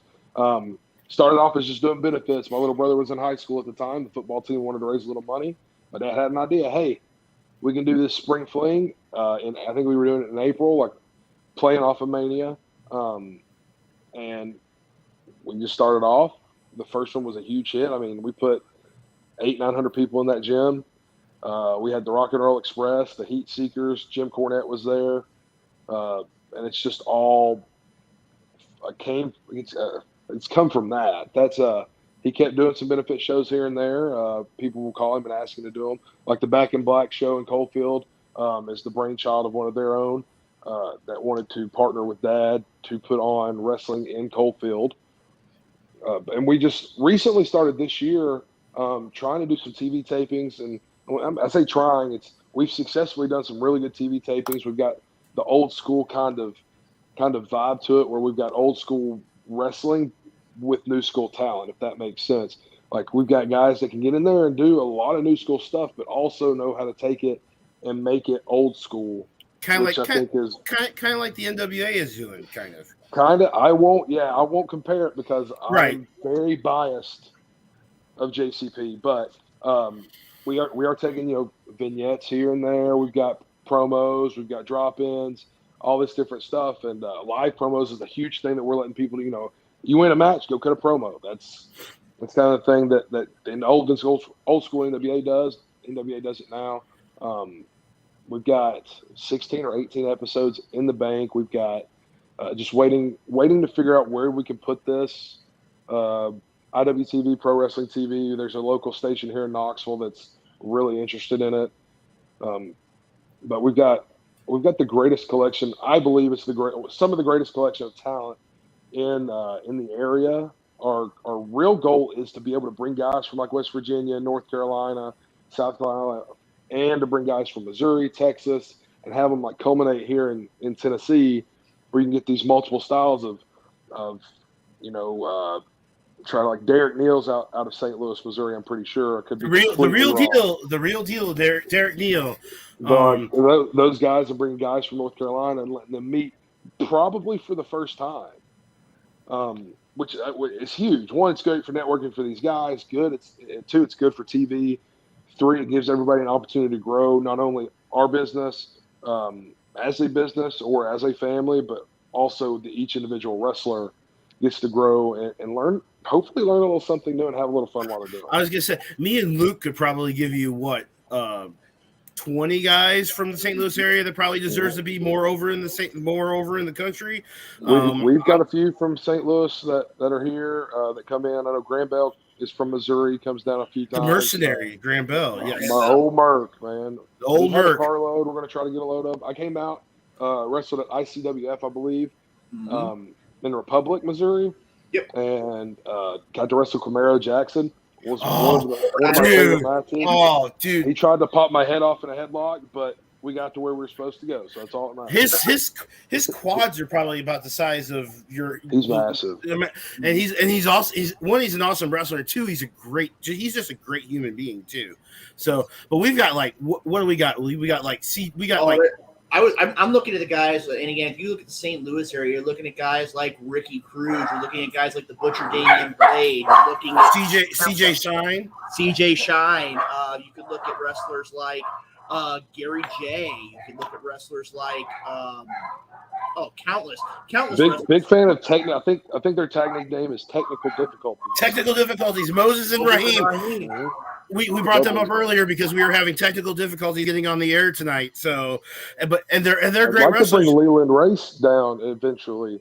I've talked to Leland because we both kind of share the legacy. Moniker. The legacy.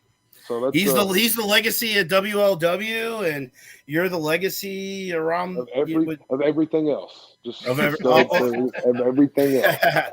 I mean, St. Louis area. I'd love to bring you into St. Louis sometime too. Maybe. I know it's a little bit difficult with the Missouri licensing situation. So. Oh, baby, I'm licensed. I'm good to go. I'm ready for 74, baby.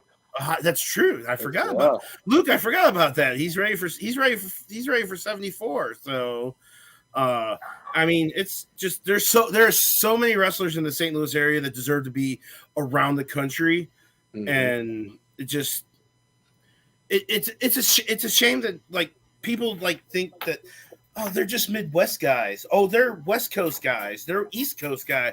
Why can't we just be wrestling guys? I mean, why? I mean.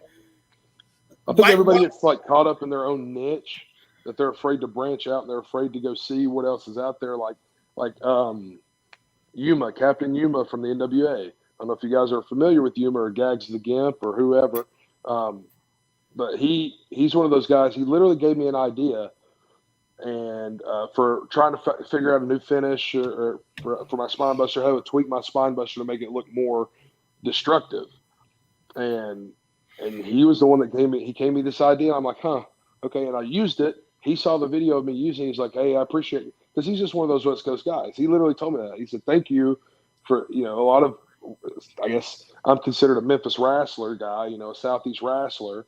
Which puts you into the old school category where you don't want to do you don't want to do anything like indie riff. I won't do flips. I'll be honest with you. I won't do flips, probably because I can't do them. I think I could if I tried, but I know of some guys that have hurt themselves doing flips and put themselves about 8 or 9 months out of the game, right? And are just now starting to get back into where they needed to be. You know the limits of your body, and that your body's not going to flip over the top rope like you want it to do. I mean, you would probably do it maybe once. I don't know if you know Jeremy Wyatt from the Kansas City area. He says he does 4 dives a year, and that's it. Yeah, and he pulls them out. He pulls them out on special occasion. I mean, I think you would fit into the St. Louis area just as much as you fit into every other area that you're wrestling. I think we are all kind of of the same page. Like when you do these moves so much, it deadens the effect of them. It lessens the effect. So if I were to ever do a dive, it would be a huge moment because how many times have you seen AJ Cazana do a dive? Literally never. Because it's just like they put it like a.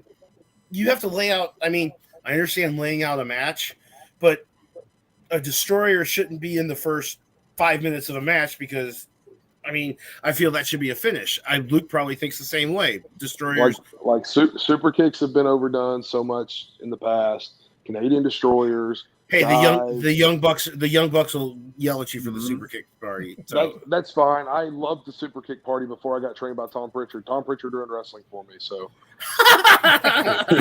he's like, what? And he said, what part of this makes sense, AJ? I'm like, I don't know, Doc. It's just fun. He said, well, that's a fair response, but what part of it makes sense? So you get mad at the people slapping their legs whenever they do the super kick party. So if it's obnoxiously apparent that they're slapping their legs, like I've seen people do things and you see their arms. I saw a guy do like a rocket drop kick, and there's a picture of him with his arms out looking like he's flying, but that's because he goes out to slap his legs on the drop kick. Like I don't hate it. I mean, do what you got to do. I just know that I'm going to hit you hard enough in a safe enough spot to make that noise myself where I don't have to slap my leg.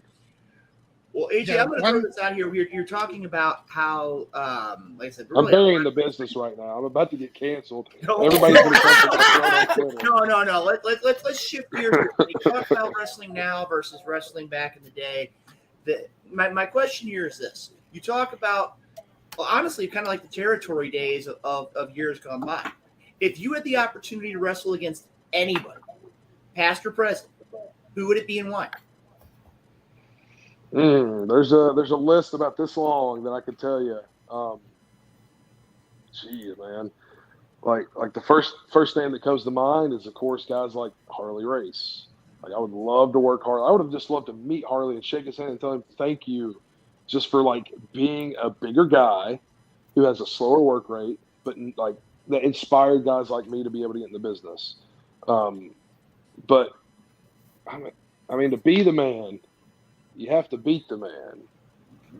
You know, Ric Flair is still kicking right now, and I'm pushing hard for that match on Twitter at Starcast at his last event. Believe you me, AJ Cazana versus Ric Flair in Nashville, Tennessee would only make everybody's night way better. But So you said that you wanted like the legacy Leland Race versus the legacy AJ Cazana. How would that match end up? well, I'd kick his teeth down his throat. That's how that match would end up. Well, I just think sheer brute size and strength with a little bit of wrestling knowledge, I think it just beats, everything. I know Leland's got a lot of knowledge about wrestling, but he's just not me. He's not this big. He's not this good looking. So, well, I'm gonna say right now, AJ, we're going back here real quick, talking, and you probably can see here in the Luke Roberts office. I have a picture back here, back when I was younger in my career. Had opportunity to be on an event with Harley Race, and Chris remembers the night because he was there. I was supposed to be in a tag team street fight, and I was pacing the locker room. I mean, I probably burnt a hole in the bottom of the soles of my wrestling boots. I'd taken that many paces. And Harley came up to me and was like, "What's wrong, kid?" I'm like, "I'm scared to death about this match." And he's like, "You know what? You're going to hurt tomorrow, but it's something you signed for. You got to do it." And I went out there. What's wrong, kid? Yeah, and that man's hands, I mean, when he shook my hand, I thought he could crush my hand just by handshaking. Oh, no doubt. I could just picture him coming up. What's wrong, kid? Yeah, and again, No doubt. when you're 18, 19 years old and you got somebody with the legacy of a Harley Race talking to you, I mean, you sit there and I was just like, I remember back to when I was younger and watching back with my parents, watching Georgia Championship Wrestling and watching All-American Wrestling and watching stuff from the AWA. And again, I could very much see that match. Another one that I really think from what I've seen of you that I think would definitely be an interesting match to me, you and Nick Bockwinkel. Me and Nick Bockley would have had a lot of fun together for sure. It'd been a great match. I've watched a few of his matches, but I've not watched as much as I'd like to admit. So, but him, Dick Murdoch, I think would be a fun one to be in the ring with. Of course, I could probably get in the ring with Trevor Murdoch at some point. So that's kind of a close second, right? I mean, they're true. Very similar styles. He's still gonna push your teeth in, so he's still gonna give me a big right hand to the jaw, and I'm probably gonna lose a couple teeth, right? One guy, I think a lot of people overlook this guy, George South. Yeah, I would love, and I've been very blessed to be in the North Carolina region so much that I've gotten to be around George a ton. Him and my dad are pretty good friends. I've been around him, and Ricky Morton is another guy that I've also been in the ring with and worked a singles wrestling match, tag wrestling match. But George South's one of those that's on my list of things to do before he retires. That's very plausible. It's very, very likely to happen. And that's one of the things you can look at too, AJ. I mean, a lot of people are saying that this is the end of the Rock and Roll Express. I mean, they had a storied career. I remember when I was in the mid '80s watching them wrestling like the Road Warriors, wrestling the Koloff Khrushchev, wrestling the Horsemen. And then they were at the top of their game. But the scary thing is Ricky and Robert are still, might be a little slower, but they're still just as solid in the ring. And that's one of the things that just amazes me. That was the easiest match I've been in a long time. he said, "Trust me, kid. We're gonna go out here and tear it down." I was like, "Yes, sir." Yeah. And I know I've watched enough Rock and Roll Express tag team matches because I'm a big fan of the Midnight Express, big fan of the Brainbusters, big fan of a lot of these old school heel tag teams, and I think I know Ricky Morton a little better than most people think I do, as far as like what he likes to do and how he likes to do it. And I just listen to him, and he's, "Yes, sir. Whatever you say, I got you." So he's. Well, like I said, right now we have the legacy AJ Cazana here on the program. Now, AJ, I don't know. I mean, you've got a pretty good knowledge base from Hardcore Hoss, and we've had a real great time talking with you. One thing we wanted to ask you, and again, we're not going to get you fired. I hope not. Okay, I say, as part of the Wrestle Talk podcast, about this time every week, we have what's called the world famous Wrestle Talk podcast game show challenge. An opportunity for you to test your wrestling trivia knowledge against one of our own. And I'm gonna let you in on a secret here. Mr. Big Sexy Chris Rodell, as the course of the interview's gone on, he feels that he wants to match up with you. He wants to see if he can defeat the legacy here tonight. Do you think that you would be up to the challenge this evening? You know, I'll give it my best shot. Okay, Chris, you said trivia is not my strong suit. Can I just say something? I'll be honest with you. The hosts of the Wrestle Talk podcast do not fare very well in this challenge. So I will share this though. Usually, as soon as the contestant hears the challenge category, they're like, "Okay, I can get it." So, Hardcore Hoss, again, we're hoping the technology gremlins are all good to go. We're going to go ahead and get things rolling tonight on tonight's episode of the Wrestle Talk podcast. Yeah, we have a lead-in for this. Hardcore Hoss, let's hope that the technology works with that game show introduction.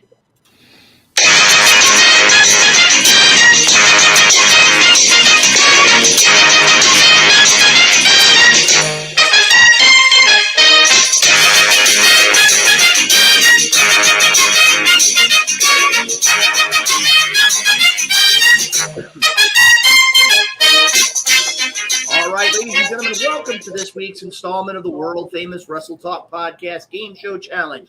Tonight's contestants are the legacy AJ Cazana and the Wrestle Talk Podcast's own Big Sexy Chris Rodell. In a few moments, gentlemen, tonight's contest will be the best 2 out of 3 falls. In a few moments, I will give you questions about a particular wrestling topic. When you think you know the answer, you go ahead and shout out your answer. Hardcore Hoss will be our judge this evening. As a reminder, best 2 out of 3 falls, just like in a traditional wrestling match. Tonight's Wrestle Talk Podcast Game Show Challenge category is longest reigning NWA WCW television champions. Oh, God. Can we all 3 of these individuals have been recognized as long reigning NWA or WCW television champions. My God, can we get any more granular? Gee, Christmas. Well, trust me, I think when you hear the three questions, you're going to get them relatively quick. AJ, are you ready for question number 1? I think I'm ready. Okay. I'm ready. Chris, are you ready? Oh, sure. Why not? Let me just get embarrassed tonight. So. Okay. Hoss, are you ready to go, sir? Okay. Here we go with question number 1 this evening. This WWE Hall of Famer had the 2nd and 6th longest reign as NWA television champion. He's a member of the 4 Horsemen. It's Arn Anderson. Incorrect. A member of the Brainbusters. Tully Blanchard. I think Hardcore Hoss said Chris was correct. You're was welcome. Tully Blanchard. You're welcome. He did. I will admit, AJ kind of narrowed that one down.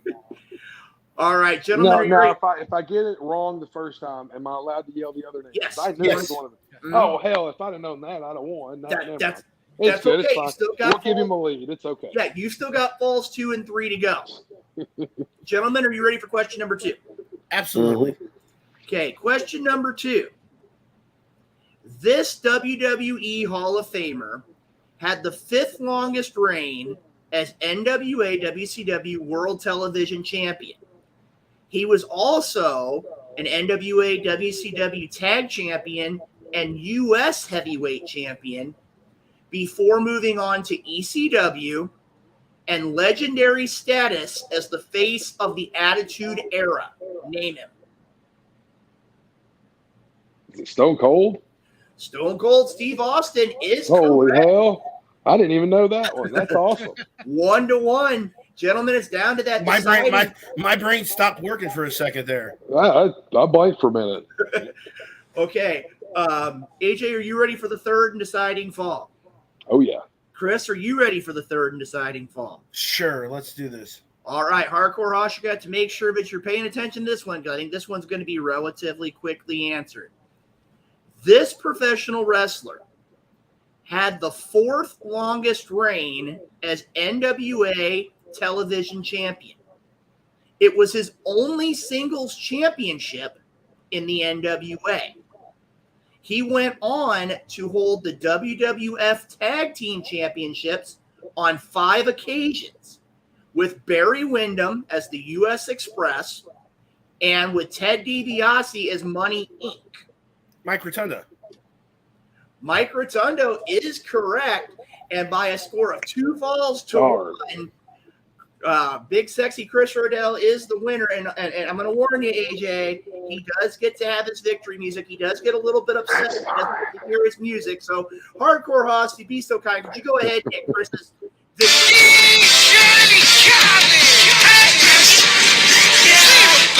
All I do is win, no matter what. Got money on my mind, I can never get enough. And every time I step up in the building, everybody hands up. And they stay there, and they stay there, and they stay there. All right, I'm gonna tell you, this will be the only time I ever beat you in anything wrestling related. Because if I was in the ring with you, I would probably puke. So, Oh, well, Chris, why is it we always come back? You talked earlier about Otis throwing up in the ring on Monday Night Raw last night. Now you bring it all back to puke. So all right. Well, look, just be quiet for a minute. AJ, I want to appreciate you for coming on to the show. I saw your information on Missouri Wrestling Revival, and I was like, I think this would be a great podcast guest. So I'm happy that we were able to reach out to you and take care of you. I want you to shout out some of your social media information, your Twitters, your Facebooks, where we can find you, what you're taking care of, anything you want to throw out right now. I'm on Twitter and Facebook and Instagram. AJ Cazana on Twitter, AJ Caz1 on Instagram, Facebook.com/The Rookie of the Century on Facebook, or you just search AJ Cazana, you'll find me. That's all the socials. Like, I guess TikTok, I think I'm AJ Cazana on TikTok. That's about it. Honestly, I don't have much more other than and that. We're gonna see you in St. Louis for NWA 74. That's my birthday weekend, so I'm hoping to get down there. So, Chris, that means you want to match with AJ? No. I want to go to NWA 74 because I didn't get a chance to go to 73, which was also my birthday weekend because Luca's a jerk and didn't buy me tickets. So, blame it on me. And should also, be a good time, boys. And also, can we promise you that you are now part of the Wrestle Talk podcast family, and you will come back on the show at some point, and we'll talk more. We'll talk more about your career because we actually had an absolutely blast talking wrestling and everything. Thanks for Hoss for setting this up. So we want to see you back on. We want to see you back on the Wrestle Talk podcast. Anytime, fellas. Anytime. All right, that is the legacy AJ Cazana. And we look forward to seeing him again on the Wrestle Talk podcast. Thanks, AJ. Watch your NWA Power tonight or Friday for the replay, boys. I'm on it. So thank you guys for having me. YouTube.com if I'm not on NWA on YouTube, right? It'll be YouTube on Friday. Yes, sir. Oh, we will. I'll be watching. Good deal. Thank you guys for having me. I appreciate it. Thanks, AJ. Thank you, AJ. Ladies and gentlemen, AJ Cazana, the legacy, and we have Muckety Muck on the program tonight. You know what? After we got the technology gremlins all taken care of, it was a really great show, guys. I mean, Hardcore Hoss, I know you've been working pretty much all night long to get things taken care of. Your thoughts about tonight's show? Oh, from what I saw, there were 2 great guests. You know, unfortunately, the first hour I was kind of busy trying to get things worked out, but you know, I did get to catch some of it, and two wonderful guests, and I had loved to learn more about our guests when we have them, and so it was great to learn more about AJ, and great to learn more about Muckety Muck as well, and definitely, I'm going to make sure that I have all the social medias followed and everything, and hopefully the fans will do the same. And I think next week we're gonna follow up with episode 402. I believe we're going to have the King of Chaos, Ricky Cruz, in the second hour of next week's show. You're muted, Luke, so you're not talking. Best he's ever sounded. You're still muted. It was all Haas's fault. Right, because Haas is controlling your computer. We've got the King of Chaos, Ricky Cruz. We're going to talk about his newfound love of the Brotherhood, and we're going to talk about Dynamo Pro Red, White, and Brawl on the 15th. And we're also going to have, I have had the opportunity, we're going to have a special guest from SICW as well on the program this next Tuesday. I want to kind of leave that out there. Make sure you keep following us on social media on that. Now, Haas, I'm not going to 50 before we let everybody go here tonight. And anyway, we want to say thank you to all our viewers who've been watching the show and taking care of things. We got to get those sponsors out there. I think we covered everybody at the beginning of the show, but we got to make sure that we cover everybody here. So if you can go ahead, hopefully we can get the ticker working tonight. Seems like as the show has gone on, the technology gremlins have started to go away. Hopefully it works. Here we go. Royal Mills Transportation. You need any transportation in the KC area, check out Royal Mills Transportation.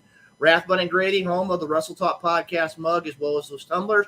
For more information, check out with any of the Wrestle Talk Podcast hosts. Nobleman's Barber Lounge, KC Mo. Ask for Pete the Barber, Kincaid Arcade. Everything Combat. Jay Hollywood's been checking in all night. Pat Militich as well. Me Fiesta KC Party Rentals, Interstate 70 Sports Media. Make it a point to check them out. They've got a lot of great information about sports all across the greater Missouri area. And the FWWC, the world's premier fantasy wrestling group. I got to tell you right now, guys, next week, we're going to have all these technology things taken care of. We're going to have more with the FWWC. We're going to have more with Big Daddy P. Hopefully, we're going to be able to have the Night Owl back. I know he was taking care of some issues here this evening. But again, it's one of those. We had a great show here tonight. For more information, check out WrestleTalkPodcast.com. Check us out on social media as well. Guys, I got to tell you right now, there's a lot of big stuff coming on in the world of pro wrestling. We're on the way to SummerSlam.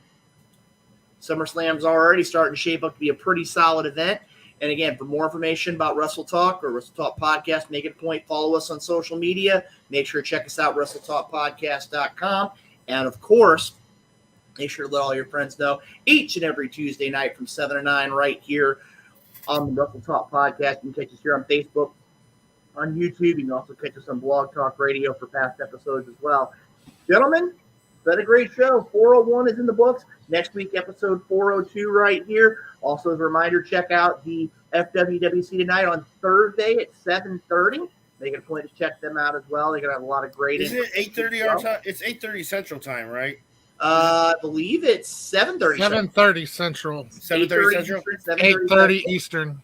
Gotcha. Make it a point to check them out here. So at this point, I think we've got everything taken care of here. Ladies and gentlemen, for Hardcore Hoss and Big Sexy Chris Rodell, this is Luke Roberts. I want to say thank you for tuning in this week, and we look forward to seeing you next week, Tuesday night, 7 o'clock, right here on the Wrestle Talk Podcast. Have a great evening, and we'll see you next week. All right, have a good one.